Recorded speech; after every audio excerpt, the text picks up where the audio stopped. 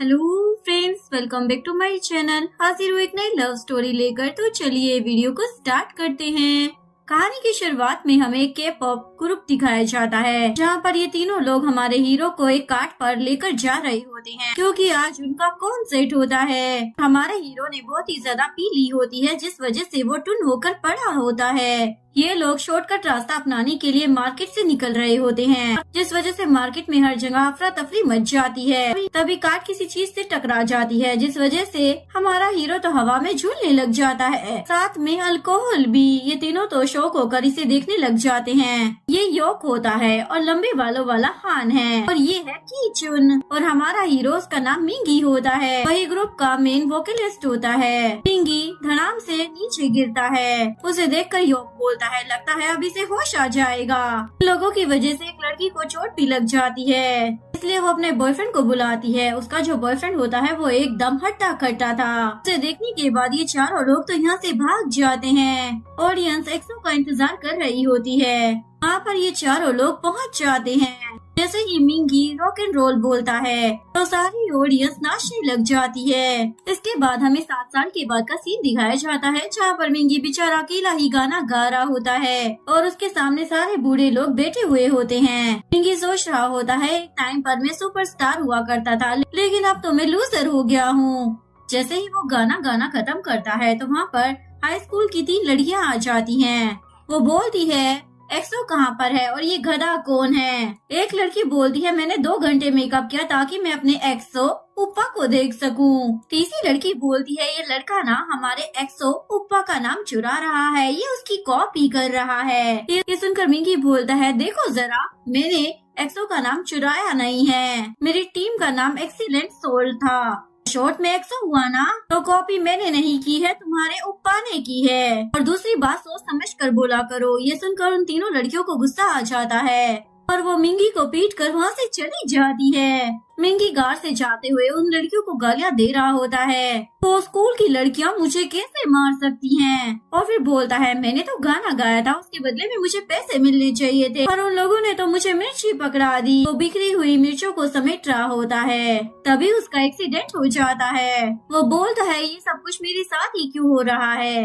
इधर हमें दूसरे मेंबर हान को दिखाया जाता है। फिलहाल हान किसी कंपनी में इंटर्नशिप कर रहा होता है। उसका जो सीनियर होता है वो अपना कंपनी का और सारा काम उससे ही करवाया करता था, और उसकी हेल्थ भी ठीक नहीं होती। इसके बाद हमें तीसरे मेंबर कीचुन को दिखाया जाता है। वो क्लास अटेंड कर रहा होता है क्योंकि उसे सिविल एग्जाम की तैयारी करनी थी। इसके बाद ये तीनों लोग एक रेस्टोरेंट में मिलते हैं, जहाँ पर ये दोनों मुंह लटकाकर पड़े हुए होते हैं। हान उन दोनों को देखकर बोलता है, तुम दोनों को देखकर मुझे तो ऐसा लगता है मैं खुद ही मर जाऊँ। कीचुन को डर लग रहा था कि वो सिविल एग्जाम में फेल हो जाएगा, क्योंकि उसे पढ़ना बिल्कुल भी पसंद नहीं था। मिंगी बोलता, तुम्हारे डैड के पास शॉप है तो सही, उनके मरने के बाद तुम उस शॉप को संभाल लेना। बोलता है, क्या हम फिर से अपने म्यूजिक ग्रुप को स्टार्ट करें? हान बोलता है, उस वक्त हम 17 साल के थे, लेकिन अब तो हम 27 साल के बूढ़े हो गए हैं, तो भला हमें कौन सुनने के लिए आएगा? और वैसे भी अब तुम्हें म्यूजिक पर से गिव अप कर देना चाहिए। मिंगी बोलता है, ऐसा मैं बिल्कुल भी नहीं करूँगा, तुम देखते रहना, मैं अपना एल्बम रिलीज करूँगा, मैं न्यूयॉर्क में कॉन्सर्ट करने के लिए भी जाऊँगा।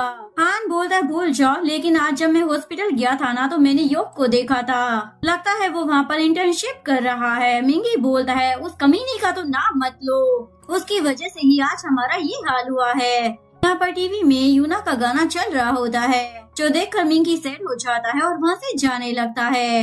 हान बोलता है, लगता है वो अभी भी यूना को पसंद करता है।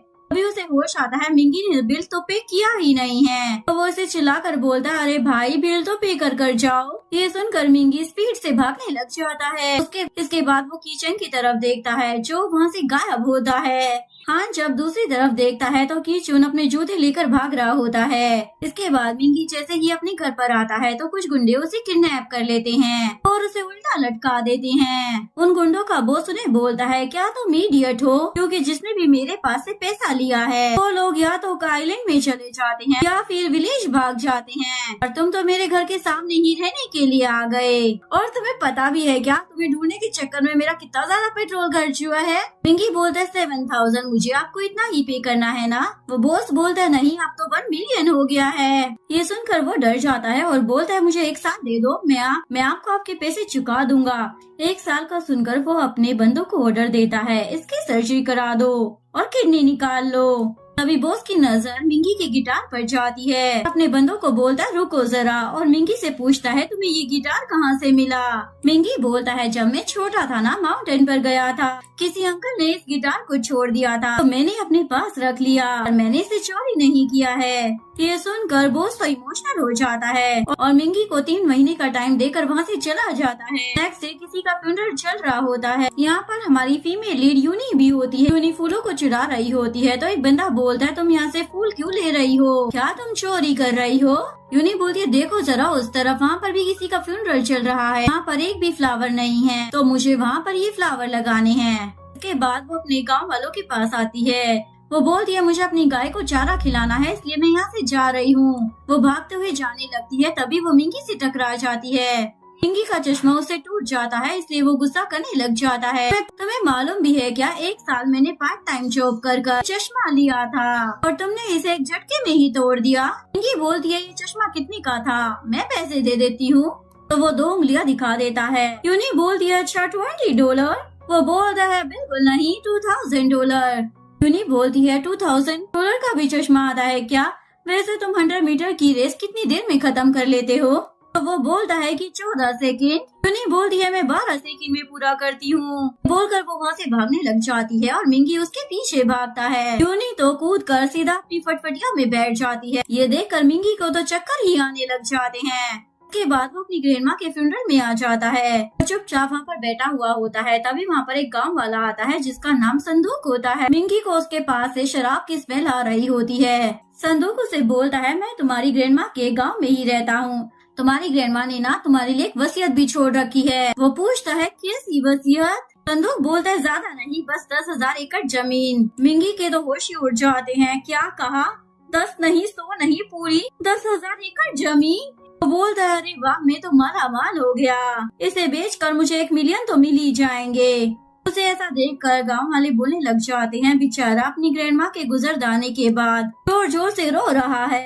एक्चुअली में तो वो जोर जोर से हंस रहा होता है। इसके बाद वो संदूक के साथ जमीन देखने के लिए जाता है। इतनी बड़ी जमीन को देखने के बाद वो तो बहुत ही ज्यादा खुश हो रहा होता है। संदूक बोलता है तुम यहाँ पर कैबेज उगा सकते हो।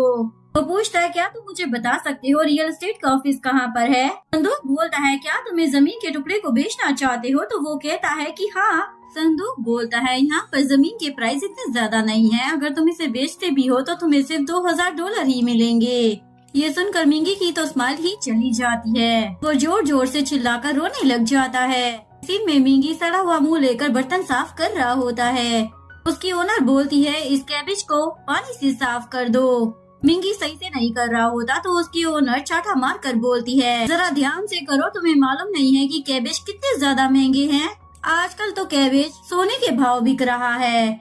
ये सुनकर मिंगी को याद आता है संदूक ने उसे कहा था तुम यहाँ पर कैबेज उगा सकते हो। इसके बाद वो साइबर कैफे में आकर कैबेज की फार्मिंग के बारे में सर्च कर रहा होता है। वो पिछले सालों में कैबेज की जितनी भी सेल हुई है उसका हिसाब लगा रहा होता है और सारा हिसाब लगाने के बाद वो बहुत ही ज्यादा खुश हो जाता है। वो बोलता है अगर मैं कैबेज उगाऊंगा वहाँ पर तो मुझे 1 साल में 1 मिलियन तो मिल ही जाएंगे, क्या मालूम उससे ज्यादा मिल जाए। पर ये काम मैं अकेला नहीं कर सकता, मुझे कुछ इडियट्स की जरूरत भी पड़ेगी। नेक्स्ट सीन में हान को दिखाया जाता है जो अपना बॉडी चेकअप करने के लिए डॉक्टर के पास आया होता है। डॉक्टर उसे बताता है तुम्हें लास्ट स्टेज का लीवर कैंसर है।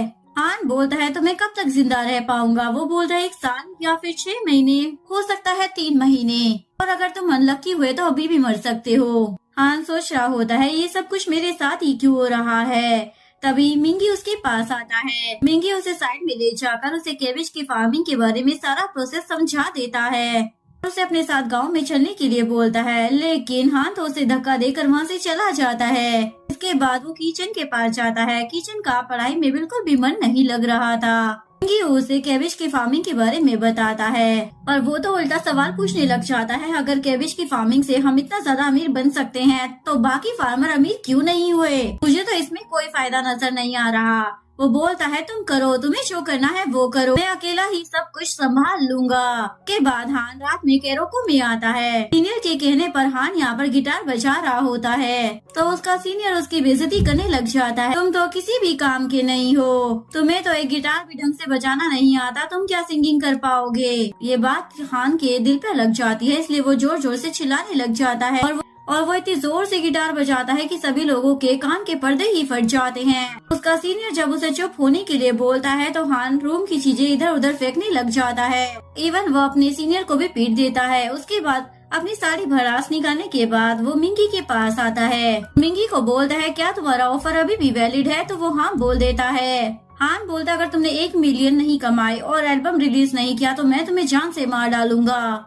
मिंगी बोलता है हाँ मार देना भाई। तभी वहाँ पर किचन आ जाता है। किचन बोलता है मैं भी तैयार हूँ तुम्हारे साथ आने के लिए, एक शर्त है। वो बोलता है बताओ जल्दी से कौन सी शर्त है। मैं मरने के लिए भी तैयार हूँ। किचन बोलता है हमें अपना नाम बदलना होगा। ये सुनकर मिंगी बोलता है मैं तो नहीं बदलने वाला। किचन बोलता है ठीक है तो फिर मैं जा रहा हूँ। वो बोलता है रुको जरा, जो तुम कहोगे वही हम करेंगे। अगले दिन कंपनी के बाहर किसी ने बड़े अक्षरों में लिख रखा होता है यू ना तुम मेरा इंतजार करना, मैं तुम्हारे लिए 100 कैरेट की रिंग लेकर आने वाला हूँ। यूना तो समझ ही जाती है ये मिंगी ने किया होगा। सीन में 2 लड़कियाँ युग के लिए लड़ रही होती है। एक बोलती है मैंने उसके साथ किस किया है। दूसरी लड़की बोलती है तो क्या, मैं तो उसके साथ होटल में रहकर आई हूँ। दूर से ये सारा तमाशा युग भी देख रहा होता है। वो वहाँ से खिसकने वाला होता है लेकिन तभी वो अपने डैड को देख लेता है जो उसी हॉस्पिटल के हेड होते हैं। इन दोनों बाप बेटों की जरा भी नहीं बनती थी। इसके बाद युग की नजर हान पर जाती है, इसलिए वो फटाफट से उसके ऊपर आकर चढ़ जाता है। वो उसे पूछता है तुम यहाँ पर कैसे और आजकल तुम कर क्या रहे हो।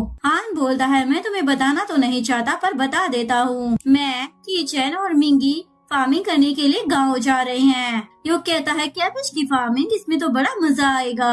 और वो अपना व्हाइट कोट कचरे के डिब्बे में फेंक कर हान के साथ चला जाता है। नेक्स्ट सीन में ये सभी लोग कैबेज की फार्मिंग करने के लिए जा रहे होते हैं। युग जोर जोर से गाना गा रहा होता है। ये देखकर मिंगी को गुस्सा आ जाता है और स्टेरिंग से हाथ उठाकर वो उसे मारने के लिए जाता है।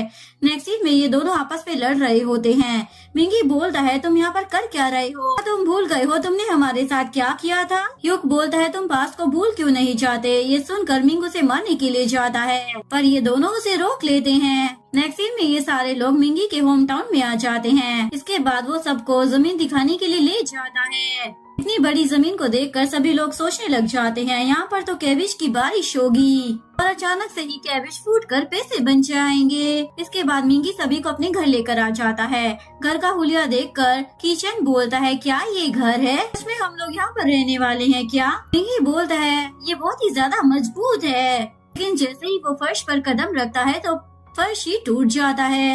ये देखकर बोलता है कोई नहीं पर इसकी छत बहुत ज्यादा मजबूत है। लेकिन जैसे ही वो छत को टच करता है छत भी टूटकर नीचे गिर जाती है। ये देखकर सभी लोग शॉक हो जाते हैं। मिंगी बोलता है मुझे बहुत ही ज्यादा भूख लगी है। वो लोग जैसे ही बर्तन को देखने के लिए जाते हैं तो हान बोलता है क्या हम पुरानी सदी में पहुंच गए हैं। मिंगी बोलता है कोई बात नहीं, हम पानी ही पी लेते हैं। और जैसे ही वो मटके को खोलता है तो मटके में से पानी नहीं मक्खियाँ निकलती हैं। मिंगी बोलता है कोई बात नहीं, चलो नूडल्स खा लेते हैं। इसके बाद वो सबको अंदर लेकर जाता है। जैसे ही वो लाइट ऑन करता है तो उनके घर में तो एक हिरन बैठा हुआ होता है। उसे देखकर ये चारों डर जाते हैं। मिंगी तो सबसे ज्यादा डर रहा होता है। वो बोलता है इट्स ओके, वो वहाँ से चला जाएगा। हान बोलता है तेरे इट्स ओके की तो ऐसी की तैसी। किचन बोलता है मुझे भूख लगी है, प्लीज मुझे खाना चाहिए। नेक्स्ट सीन में ये लोग गांव का चक्कर लगा रहे होते हैं इंस्टेंट रामेन खरीदने के लिए, पर इन्हें कहीं भी कोई शॉप नजर नहीं आती। ये लोग ऐसे ही घूमते हुए स्कूल तक पहुंच जाते हैं। मिंगी बताता है मैं बचपन में इसी स्कूल में पढ़ाई किया करता था। फिर वो सभी लोगों को दिखाता है जहाँ पर लिखा होता है यून ही लव्स मिंगी। एक बंदा पूछता है ये यूनी कौन है। वो बताता है वो मुझसे 3 साल बड़ी थी। वो बहुत ही ज्यादा अच्छी गोरी और चिट्टी लड़की थी। उसके बाल एकदम सीधे थे और वो काफी ज्यादा टैलेंटेड भी थी। यूनी रास्ते से जा रही होती है पर एक मोटी लड़की उसे पानी में धक्का दे देती है। यूनी को तैरना नहीं आता था इसलिए मैंने उसकी मदद की और उसे CPR किस भी दी ताकि वो जल्दी से होश में आ जाए। उसी वक्त हमारी प्यार की दास्तान शुरू हुई थी, लेकिन भगवान को शायद ही मंजूर नहीं था, क्योंकि उसी वक्त मेरी मोम मुझे सियोल लेकर चली गई थी। तब से मैं यूनी से नहीं मिला और यूनी मेरा पहला प्यार बनकर रह गई। पता नहीं अब वो कैसी होगी। यहाँ पर हम यूनी को देखते हैं, जो कि एक सुअर के बच्चे को पकड़ रही थी। बड़ी मेहनत के बाद वो सुअर के बच्चे को पकड़ लेती है और अपनी गाँव की औरत से बात कर रही होती है। कल गाँव में गवर्नर आने वाले हैं, तो हमें उनके लिए फ्लावर्स तैयार करने पड़ेंगे, क्योंकि फूल गवर्नर को बहुत ही ज्यादा पसंद है। इधर इन लोगों को रास्ते में एक बच्चा मिलता है, तो मिंगी उससे पूछता है क्या यहाँ पर कोई शॉप है, लेकिन वो बच्चा बोलता है यहाँ पर एक भी शॉप नहीं है। तभी किचन की नजर सेब पर जाती है, जिसके बाद सभी लोग उसी तरफ देखने लग जाते हैं। मिंगी बोलता है चलो मिल गया खाना, और वो सभी लोगों को लेकर सेब खाने के लिए चला जाता है। लेकिन ये लोग खा कम रहे थे और बिगाड़ ज्यादा रहे थे। तभी वहाँ पर खेत का मालिक इक्की आ जाता है। इक्की देखता है ये लोग उसके सेब खराब कर रहे हैं, तो वो फाफड़ा लेकर उनके ऊपर गोबर डाल देता है।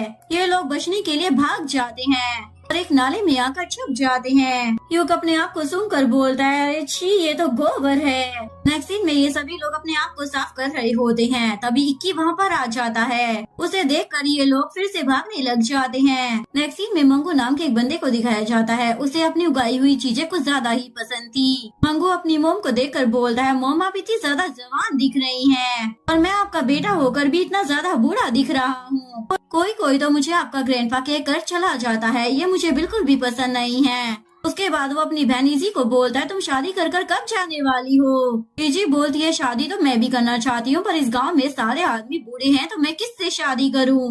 मुझे तो कोई गोरा हैंडसम लंबा चिट्टा लड़का चाहिए। अभी ये चारों भागते हुए यहाँ पर आ जाते हैं और लड़कियों को देखकर अपने आप को छुपाने लग जाते हैं, क्योंकि इन सभी लोगों ने सिर्फ कच्चा ही पहन रखा होता है। कि भी उनके पीछे भागता हुआ आ जाता है। ये लोग मंगू के फार्म में घुस जाते हैं और उसका भी सत्यानाश कर देते हैं, जिसके बाद मंगू भी इनके पीछे पड़ जाता है। ये चारों लोग भाग रहे होते हैं और यूनी उनके सामने से गाड़ी लेकर आ रही होती है। इन लोगों का आपस में एक्सीडेंट होने ही वाला था, लेकिन ये दोनों एक दूसरे के सामने से क्रॉस कर जाते हैं, जिसकी वजह से ये चारों लोग कीचड़ में गिर जाते हैं और साथ ही यूनी भी कीचड़ में गिर जाती है। वैक्सीन में यूनी को सब कुछ पता लग गया था, इसलिए वो इन चारों को डांट रही होती है। तभी वहाँ पर संदूक आ जाता है और वो मिंगी को देखकर बोलता है तुम यहाँ पर क्या कर रहे हो। और वो यूनी को बोलता है ये मिंगी है। मिंगी उसे बोलता है क्या तुम मुझे जानती हो। संदूक बताता है ये यूनी है, जिसके पीछे तुम भागा करते थे। वो बोलता है अच्छा ये मेरा पहला प्यार, ये गांव में रहती है। फिर मंगू चिल्लाकर बोलता है विलेज हेड प्लीज कुछ करो, तुम जल्दी से पुलिस को बुलाओ क्योंकि इसने मेरे खेतों को बर्बाद कर दिया है। ये सुनकर मिंगी सोचने लग जाता है मेरा पहला प्यार सिर्फ गांव की लड़की नहीं है, वो तो गांव की हेड भी है। बाद यूनी मिंगी को साइड में ले जाती है और उसे डांटने लग जाती है हमारे खेत इस तरीके से बर्बाद नहीं करने चाहिए थे। वो बोलता है शायद तुम्हें पता नहीं है, मैं सियोल में बहुत ही बड़ा सिंगर हुआ करता था और बहुत ही ज्यादा फेमस था, पर तुम तो गांव की हेड बन गई हो और ये कैसे हुआ। यूनी तो चुप हो जाती है, ये सारी बातें छोड़ो, आगे से तुम बस कोई गलती मत करना। तभी एक छोटा बच्चा आकर यूनी को बोलता है मुझे भूख लगी है और आंटी कुछ भी खाना नहीं बना रही हैं। यूनी उसे बोलती है तुम जाओ मैं अभी आती हूँ। मिंगी उसे पूछता है ये छोटा बच्चा कौन है, क्या ये तुम्हारा नेफ्यू है। यूनी ही बोलती है नहीं ये मेरा बेटा है। वो बोलता है क्या कहा बेटा, क्या तुमने शादी भी कर ली। वो बोलती है मैंने शादी नहीं की पर मेरा एक बेटा है। वो बोलता है क्या तुम सिंगल मॉम हो, और सोचने लग जाता है मेरा पहला प्यार गांव की लड़की नहीं विलेज हेड है, और अब तो वो एक सिंगल मदर भी है। इसके बाद यूनी घर आ जाती है और अपना पुराना सामान निकाल कर मिंगी का गाना सुनने लग जाती है। मिंगी ने ये गाना यूनी के लिए ही लिखा था। वो गाना सुनकर वो बहुत ही ज्यादा खुश हो रही होती है। इधर युग मिंगी को बोल रहा होता है तुम तो मर्द ही नहीं हो, जिनकी यूरियन स्ट्रीम लंबी होगी वही असली मर्द होगा। ये दोनों रेस करने लग जाते हैं, लेकिन तभी दोनों की नजर जाती है किचन के ऊपर। उसकी यूरियन स्ट्रीम उन दोनों से काफी ज्यादा लंबी होती है। किचन तो स्माइल करने लग जाता है। ये दोनों बोलते हैं तुम स्माइल क्यों कर रहे हो। तभी मिंगी की नजर जाती है कि गांव वाले उसे ही देख रहे हैं। मंगू आकर बोलता है तुमने हमारे पीने के पानी में सुसु किया है, तुम्हारी हिम्मत भी कैसे हो गई, तुम्हें यहाँ पर इतना बड़ा बोर्ड दिख नहीं रहा है क्या। विलेज हेड को बोलता है तुम पुलिस को बुलाओ, इन चारों को जेल में भिजवा दो। ऐसे तुम कुछ बोल क्यों नहीं रही हो। यूनी बोलती है मैं क्या कहूँ। सिंधु आकर बोलता है इसमें यूनी की कोई भी गलती नहीं है और ये लोग भी यहाँ पर नए आए हैं तो इन्हें इस बारे में कुछ पता नहीं है। उसके बाद यूनी मिंगी को डांटने लग जाती है, मैंने तुम्हें कहा था ना कोई भी गड़बड़ मत करना, तुम फिर से एक नए झमेले में फंस गए। इस तरीके से तो सभी लोग तुमसे नफरत करने लग जाएंगे। अगर तुम्हारा रवैया इसी तरीके से रहेगा ना तो कैबिश फार्मिंग में कोई भी तुम लोगों की मदद नहीं करेगा। ये सुनकर मिंगी बोलता है, क्या कहा मदद? मुझे तो किसी की भी मदद नहीं चाहिए। यूनी बोलती है, बाहर में जाओ। जिसके बाद ये लोग थक हार कर घर आ जाते हैं। लेकिन जैसे ही वो लोग दरवाजा खोलते हैं तो वो हिरन अभी भी उनके घर में ही होता है। इन लोगों को मजबूरन कार में ही सोना पड़ता है। अगले दिन सुबह सुबह ये लोग अपना फाफड़ा लेकर खेत में चले जाते हैं। मिंगी सभी को सनस्क्रीन लोशन दे रहा होता है। किशन बोलता, मुझे नहीं चाहिए क्योंकि मैं असली मर्द हूँ। इसके बाद मिंगी नेट पर सर्च कर रहा होता है कि कैबेज कैसे उगाया जाता है। मानो से बोलता है, तुम्हें कुछ भी नहीं पता और तुम हम सबको यहाँ पर लेकर आ गए। इसके बाद सभी लोग नेट पर सर्च करने के लिए बैठ जाते हैं और उन्हें पता लगता है कि सबसे पहले जमीन को तैयार करना पड़ता है। तो वो लोग इस काम में लग जाते हैं, पर थोड़ी ही देर में ये लोग थक जाते हैं। तभी मंगू ट्रैक्टर लेकर वहाँ से गुजर रहा होता है। तो इन लोगों को लगता है मंगू के ट्रैक्टर से इनका काम जल्दी हो जाएगा, इसलिए युग उससे उधार पर ट्रैक्टर मांगने के लिए जाता है। वो मना कर देता है। उसके बाद ये तीनों लोग मिंगी को बोलते हैं, तुम यूनी से उसका ट्रैक्टर क्यों नहीं ले लेते? मिंगी बोलता है, मैंने पहले ही उसे बोल दिया है कि मैं उसकी हेल्प नहीं लूंगा। अगर मैंने उसे मांगा तो मेरे प्राइड का क्या होगा? मेरा भी कोई आत्मसम्मान है। पर नेक्स्ट सीन में वो यूनी के पास पहुंच जाता है और उसके काम में उसकी मदद करने लग जाता है। यूनी बोलती है, तुम मत करो, गवर्नर आने वाले हैं और मुझे फ्लावर्स भी तैयार करने हैं क्योंकि फ्लावर उनका फेवरेट हिरन है। तो मिंगी उनसे चिकनी चुपड़ी बातें करने लग जाता है। यूनी बोलती है, जल्दी बताओ क्या काम है। वो उसे ट्रैक्टर मांग लेता है। इसके बाद यूनी उनके खेत में आती है और उनके खेत का हाल देखकर बोलती है, क्या तुम्हारे पास फर्टिलाइजर नहीं है? फर्टिलाइजर को पहले तुम्हें सॉइल में मिक्स करना होगा। मिंगी बोलता है, ये फर्टिलाइजर क्या होता है? यूनी फर्टिलाइजर के बारे में सारा प्रोसेस उसे समझा देती है और ट्रैक्टर कैसे चलाते हैं वो भी उसे सिखा देती है। नेक्स्ट सीन में मिंगी ट्रैक्टर चला रहा होता है लेकिन उसे चलाना नहीं आता था। ये तीनों तो उससे बचकर भाग रहे होते हैं, लेकिन गलती से मिंगी एक हिरन को हिट कर देता है। ये तीनों तो बहुत ही ज्यादा डर जाते हैं। मिंगी तो रोने लग जाता है, क्या मैंने एक हिरन को ठोक दिया? और बोलता है, जल्दी से मुझे इस फ्लावर की लाश को छुपाना पड़ेगा। वो लोग उसे काट में लेकर जा रहे होते हैं। सारे गांव वाले फ्लावर को ढूंढ रहे होते हैं। यूनी भी उसे ही ढूंढ रही होती है। यूनी की टक्कर मिंगी से हो जाती है और वो फ्लावर का ये हाल देख लेती है। यूनी बोलती है, तुमने फ्लावर का ये हाल क्यों किया है? अब हम गवर्नर को क्या जवाब देंगे? मिंगी बोलता है, प्लीज इस बार मुझे माफ कर दो और मेरी मदद कर दो। मैंने तुमसे झूठ बोला था कि मैं सियोल में बहुत ही ज्यादा फेमस था। बिल्कुल भी फेमस नहीं था, इसीलिए तो मैं यहाँ पर फार्मिंग करने के लिए आया हूँ ताकि मुझे एल्बम के लिए पैसे मिल जाए और मैं अपना कर्जा भी। तभी वो रुक जाता है क्योंकि ये तीनों ही उसे देख रहे होते हैं। यूनी तो उनकी मदद करने से मना कर देती है। युग बोलता है, क्या हम इस हिरन को चेंज नहीं कर सकते क्योंकि सारे हिरन तो एक जैसे ही दिखते हैं ना? उसके बाद यूनी को वो अपने घर में बंद पड़ा हुआ हिरन दिखाते हैं। यूनी उन्हें मना कर रही होती है, हमें ऐसा नहीं करना चाहिए। यहाँ पर गांव वाले परेशान हो रहे थे, यूनी फ्लावर को लेकर कब आएगी? अभी गवर्नर आकर वहाँ पर स्पीच देने लग जाता है। उसी दौरान ये चारों लोग उस जंगली हिरन को लेकर वहाँ पर आ जाते हैं। वो जंगली हिरन आउट ऑफ कंट्रोल हो जाता है और वो गवर्नर को अपने सींग मार देता है। अगर आपको वीडियो अच्छी लगी हो तो प्लीज वीडियो को लाइक करें, चैनल को सब्सक्राइब करें, न्यू अपडेट्स के लिए बेल आइकन का बटन प्रेस करें। मिलते हैं नेक्स्ट वीडियो के साथ, तब तक के लिए सारांगे, बाय बाय।